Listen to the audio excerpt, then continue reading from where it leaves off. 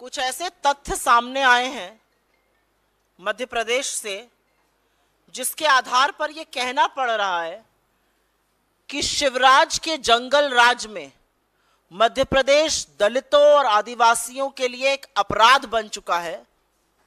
और खास तौर से अगर दलित महिला या आदिवासी महिला है तो उसके लिए शिवराज जी का मध्य प्रदेश नर्क बन चुका है। आप सबने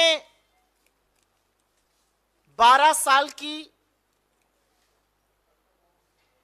उस सबोध बच्ची के बारे में पढ़ा होगा। रूह कांपने वाला इंसिडेंट है।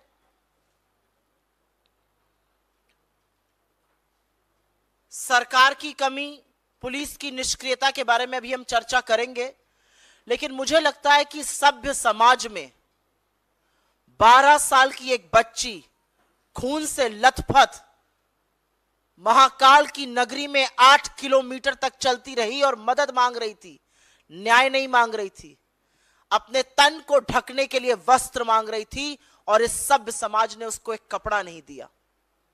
तो ये सभ्य नहीं, ये सड़ चुके समाज की निशानी है, ये पुलिस की निष्क्रियता की निशानी है। क्योंकि अब जो तथ्य सामने आ रहे हैं वो पर दर परत पुलिस की निष्क्रियता की वजह से जो अपराध हुआ है उसको खोलते जा रहे हैं। जो चुप्पी शिवराज सरकार की है वो अब सब समझ में आने लगी है। अभी थोड़ी देर पहले इंदौर के एक अस्पताल में मध्य प्रदेश के प्रभारी महासचिव श्री रणदीप सिंह सुरजेवाला जी, इंदौर के हमारे विधायक, इंदौर के जिला कांग्रेस के अध्यक्ष और महिला कांग्रेस की नेत्रियां उस बच्ची से मिली। उसकी हालत गंभीर है। वो जबरदस्त शारीरिक और मानसिक यातना और पीड़ा से जूझ रही है। उसके गुप्तांग नष्ट हो चुके हैं। उसके ऑर्गन्स का रिकंस्ट्रक्शन करना पड़ रहा है। और अब समझ में आ रहा है कि पिछले 4-5 दिन से यह षड्यंत्रकारी और रहस्यमयी चुप्पी प्रदेश के मुख्यमंत्री शिवराज सिंह चौहान की क्यों है। क्योंकि तथ्य यह सामने आ रहा है कि वो 12 साल की बच्ची, सतना की रहने वाली एक दलित परिवार की बच्ची है, जिसको लीपा पोती करके यह बताया जा रहा था कि वो उत्तर प्रदेश की है, भिखारी है और विक्षिप्त दिमाग की है। वो सतना की रहने वाली है, दलित परिवार की बच्ची है। सतना स्कूल गई थी, घर नहीं लौटी। उसके परिवारजनों ने सतना की पुलिस में जाकर एफआईआर करने की कोशिश की और यहां से पुलिस की लापरवाही और पुलिस के अपराधी होने का स्वांग शुरू होता है। सतना के पुलिस स्टेशन में बोल दिया गया कि आप यहां से जाइए, खुद ढूंढिए, हम एफआईआर दर्ज अभी नहीं करेंगे। 24 घंटे बर्बाद कर दिए गए। अगर सतना के पुलिस स्टेशन, बस स्टेशन पर, रेलवे स्टेशन पर जाकर सीसीटीवी कैमरा चेक किया गया होता तो शायद ये दुर्घटना, शायद ये दुष्कर्म, शायद ये पाप, शायद ये अन्याय टाला जा सकता था। सतना की पुलिस ने कोई कार्रवाई नहीं करी। 24 घंटे तक उनको घुमाते रहे, परिवार वाले बेचारे ढूंढते रहे। अंततोगत्वा 24 घंटे बाद एक एफआईआर दर्ज हुई। उसके बाद 2 दिन तक अखबार में खबरें आती रही कि एक बच्ची के साथ ऐसा ऐसा हो गया है। लेकिन सतना के पुलिस अधिकारियों ने, सतना के पुलिस महकमे ने यह जानने की कोशिश नहीं करी कि क्या यह वो बच्ची तो नहीं है जो गुमशुदा है सतना से। यह जानने की कोशिश नहीं हुई। आज सरकार से सवाल है, करीब 700 किलोमीटर की दूरी है सतना और उज्जैन में। 13 घंटे लगते हैं गाड़ी में सबसे अच्छे रूट से चलने में। यह बच्ची वहां कैसे आई? इसको अगवा किया गया, इसका अपहरण हुआ। 12 साल की बच्ची अपने आप नहीं आ सकती है। तो 2 दिन तक अखबार में खबरें आती रहीं, इस पर कोई कार्रवाई नहीं करी गई। सतना की पुलिस पूरी तरह से निष्क्रिय रही। उसके बाद शुरू होता है उज्जैन की पुलिस का पाप। उज्जैन की पुलिस ने crime and criminal tracking network system को ही अगर खंगाल लिया होता तो 12 साल की बच्ची के गुमशुदा होने की खबर मिल जाती और पता चल जाता ये बच्ची कौन है। उसकी तफ्तीश की जाती। उन्होंने ऐसा नहीं किया। वो 12 साल की बच्ची खून से लथपथ जब अंततोगत्वा उज्जैन की पुलिस के पास पहुंची तो वो बदहाल जरूर थी, लेकिन उसने अपने पिता का, अपने दादा का, अपना और गांव का नाम बताया। और उसके बावजूद उज्जैन की पुलिस ने उसको यूपी का बता दिया, जबकि उसकी बोली बघेलखंड की थी। उसको यूपी का बताकर उसको भिखारी घोषित कर दिया गया, उसको विक्षिप्त दिमाग का घोषित कर दिया गया। वो बच्ची जो 8 किलोमीटर पैदल चल के न्याय की गुहार लगाती रही, जिसने अपना नाम सही बताया, इस हालत में पिता का नाम बताया, दादा का नाम बताया, उसको दिमागी रूप से विक्षिप्त और भिखारी घोषित कर दिया गया, जबकि उस बच्ची ने स्कूल यूनिफॉर्म पहनी हुई थी।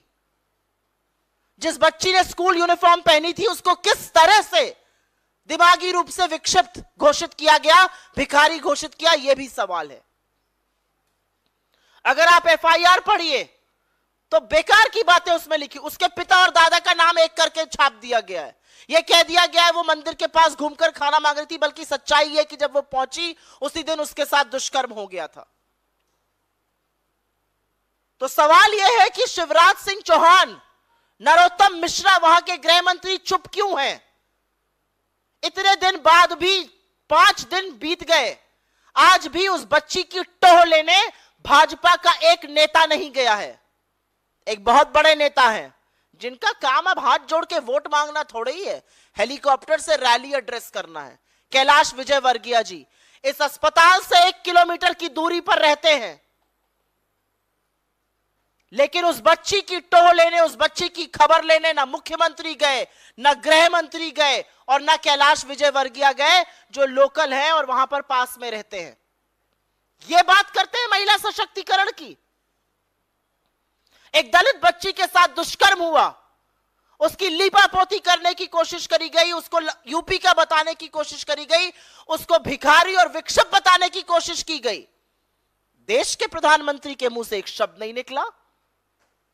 बड़ा वंदन अपना करा रहे थे महिला आरक्षण बिल पास कराकर, देश के गृह मंत्री मौन है। एक महिला बाल विकास मंत्री है इस देश में, वो मुहूर्त और समय देखकर बोलती हैं सिर्फ और सिर्फ राहुल गांधी जी के खिलाफ। चुप है। महिला आयोग चुप है। एनसीपीसीआर की चुप्पी बर्दाश्त नहीं हो रही है। यह बाल संरक्षण आयोग क्यों चुप बैठा हुआ है? ये सब लोग मौन हैं, ये सब लोग चुप हैं। लेकिन एक दलित बच्ची के साथ वो दुष्कर्म हुआ है जो अमानवीय है, जिसको सोचकर आपकी हाड़ कांप जाएगी। इन लोगों के पास बड़े बड़े इश्तिहार मध्य प्रदेश में लगाने का टाइम है, पैसा है। हेलीकॉप्टर से घूम घूम कर, उड़न खटोले से घूम घूम कर खूब रैली और भाषण बांटने का टाइम है।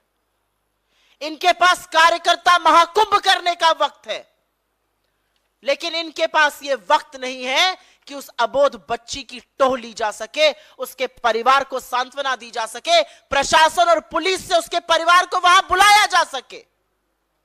अंततोगत्वा अखबार में फोटो देखकर उसके दादा पुलिस में गए और उन्होंने कहा यह हमारी बच्ची है। क्यों छुपाया जा रहा है कि वो दलित परिवार की है? क्यों छुपाया जा रहा है कि वो सतना की है? क्यों छुपाया जा रहा है कि पुलिस की निष्क्रियता और पुलिस के चलते, पुलिस और प्रशासन का फेलियर है कि उस लड़की के साथ यह हुआ? अगर 24 घंटे पहले एफआईआर दर्ज हो जाती, अगर सीसीटीवी ट्रैक हो जाते, अगर वो बच्ची मिल जाती, तो उसके साथ ऐसी अमानवीय, ऐसी बर्बरता कतई ना होती। ये चुनावी महोत्सव मना रहे हैं। क्या है चुनाव? क्यों होते हैं चुनाव? चुनाव होते हैं कि वो जनप्रतिनिधि चुने जाएं जो सत्ता में आकर आपके दुख, आपके दर्द, आपकी पीड़ा, आपकी वेदना की बात करें, जो उड़न खटोलों पर घूमकर भाषण ना दें और बड़े नेता ना बने, जो उस बच्ची के लिए और उसके हक के लिए खड़े हों। चुनावी महोत्सव मना रहे हैं। यह बात करेंगे महिला सशक्तिकरण की। ये जो व्हाटअबाउटरी करते हैं रेप पर, इनसे बात करो इसकी तो बताएंगे किसी कांग्रेस शासित राज्य का नाम। कहीं पर हुआ है ऐसा कि पुलिस की निष्क्रियता रही, पुलिस ने ना crime and criminal tracking network system देखा, ना सीसीटीवी कैमरा देखे, ना उसकी सही जगह की शिनाख्त करी गई, उसको भिखारी और विक्षिप्त दिमाग का बता दिया गया। किसी और राज्य में हुआ है ये? और मध्य प्रदेश में दलित, आदिवासी और महिला होना एक पाप हो चुका है। ये मेरा आंकड़ा नहीं है, यह आंकड़ा इस सरकार ने सदन में दिया है। 13 लाख महिलाएं लापता हुई पिछले कुछ सालों में। सबसे ज्यादा संख्या मध्य प्रदेश की है। 1,60,180 महिलाएं और 38,000 से ज्यादा नाबालिग बच्चियां। नाबालिग के साथ दुष्कर्म में नंबर 1 अगर कोई स्टेट इस देश की है तो वो मध्य प्रदेश है और शिवराज जी का जंगल राज है। 18 सालों में उनकी सत्ता रही। यह अलग बात है कि ना उनका एक नीति याद है, ना उनका नाम याद आता है प्रधानमंत्री को। 18 साल सत्ता में 58,000 रेप के मामले सामने आए। मतलब हर दिन मध्य प्रदेश में 8 बलात्कार होते हैं।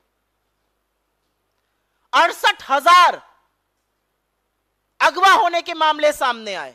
मतलब 13 बच्चियां, 13 महिलाएं रोज की प्रतिदिन अगवा की जा रही हैं, उनका अपहरण हो रहा है। यह बात करेंगे महिला सशक्तिकरण की। असलियत यह है कि चाहे आदिवासी के सिर पर पेशाब करने का मामला हो जो भाजपा के नेता ने किया मध्य प्रदेश में, चाहे इस दलित बेटी के साथ यह मामला हो, चाहे आज सवेरे अभी इस दलित बेटी का मामला चल ही रहा है, उस पर लीपापोती शिवराज का जंगल राज कर ही रहा है। एक और मामला सामने आ जाता है एक आदिवासी महिला का रेप और हत्या का। यह असलियत है मध्य प्रदेश की। 18 साल से जो लोग बात महिला सशक्तिकरण की करते हैं, उनकी नाक के नीचे यह हो रहा है महिलाओं के साथ, बच्चियों के साथ। लेकिन देश के प्रधानमंत्री, देश के गृह मंत्री, देश की महिला बाल विकास मंत्री, देश का महिला आयोग, बाल संरक्षण आयोग, सब मुंह में मौन और चुप्पी धारे बैठे हुए हैं। शिवराज सिंह चौहान उड़न खटेलों से उड़ उड़कर भाषण बांट रहे हैं, उनके पास वक्त नहीं है इस बच्ची की खैर खबर लेने का। कैलाश विजयवर्गीय माइक पर बता रहे हैं 1% लड़ने का चुनाव मन नहीं है। अरे मन नहीं है तो जाइए उस बच्ची से मिलिए। कहां से न्याय की उम्मीद की जाए, यह सवाल आज आप जैसे लोगों से मीडिया के माध्यम से पूछना बनता है। न्याय की उम्मीद, न्याय की गुहार कहां लगाई जाए, यह असलियत है। I will very briefly make a statement in English.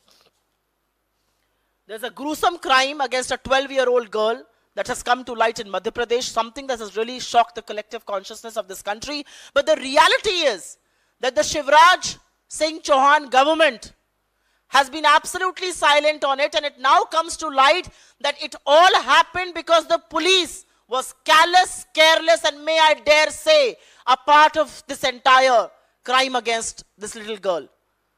Our General Secretary, Shri Randeep Singh Surjewala, in charge MP, has met the girl. And some shocking things are now coming to light. She's not from UP. She's not a beggar. She's of absolutely solvent mind. And yet, every attempt was made to say she was from UP. She had ventured into Madhya Pradesh. She was a beggar. She was begging in Ujjain. And that she was not of the right mind. The reality is, she was a student. She's from Satna. Satna is 700 kilometers away from Ujjain. How did she reach there? It takes 13 hours to travel by road. The reality also is that once she went missing from school, her family went to the Satna police that refused to file an FIR for 24 hours. They refused to track the CCTV cameras. Had they done that, this could have been prevented. Had the Ujjain police tracked the crime and criminal tracking network system, they would have found out about a girl missing from Satna being found in Ujjain. The reality is this little girl, after being raped brutally and smeared with blood, she walked for 8 kilometers asking for help, and people did not help her. When she finally reached the police, she told them her name, she told them their father's name, she told them her grandfather's name. She was wearing a school uniform, and even then, she was declared that she was begging and she was of an insolvent mind. What is the police's role in this? Why is the Chief Minister quiet? What is the Home Minister of Madhya Pradesh doing? Kailash Vijayvargiya stays 1 kilometer away from the hospital in which she's admitted. Why can they not go and find out? This is the absolute jungle raj, the absolute breakdown and collapse of law and order as far as Dalits, tribals, women in Madhya Pradesh is concerned. The Chief Minister has the time to travel on helicopters and campaign. He has the time for advertisements. He has the time to do a Karyakarta Mahakumbh. But as far as women in MP is concerned, it's a travesty, it's a tragedy to be a woman in that state.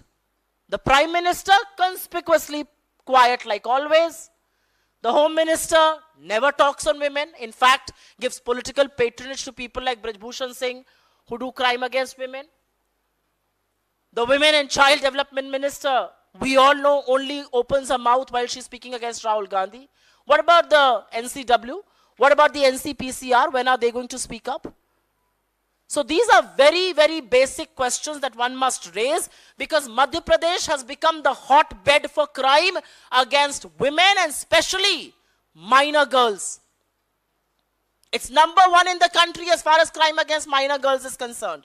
In the last 18 years, 58,000 rapes means 8 rapes a day. 68,000 women abducted means 13 women abducted a day. 13 lakh women have gone missing in this country is the data that was given by the government in parliament. Maximum number from MP, over 1,60,000 women, over 38,000 minor girls. That's the record of Madhya Pradesh. That's the record of the BJP. The reality is that the Chief Minister, the Home Minister have completely failed women in Madhya Pradesh, and particularly if you are from the Dalit and the tribal community. And the only reason that Shivraj Singh Chauhan is conspicuously quiet and silent is because this girl comes from a Dalit community. And which is why no outrage, which is why the police looked the other way as a gruesome crime happened here. This could have been avoided. This could have been averted.